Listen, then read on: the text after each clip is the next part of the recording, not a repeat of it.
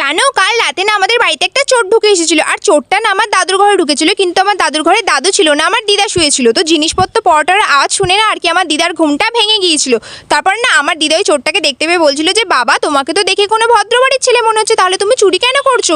নিশ্চয়ই তোমার এমন কোনো পরিস্থিতি রয়ে গেছে যার জন্য তুমি আর কি বাধ্য হয়ে চুরি করছো। আচ্ছা বাবা ঠিক আছে, ওই যে আলমারিটা দেখতে পাচ্ছ না, ওই আলমারির চাবিটা ওখানে ড্রেসিং টেবিলের ডোয়ারের মধ্যে রাখা আছে, যাও চাবিটা তুমি নিয়ে আর কি আলমারিতে যা যা আছে সব বের করে নিয়ে চলে যাও। কিন্তু তার আগে তুমি আমার একটা প্রশ্নের উত্তর দাও।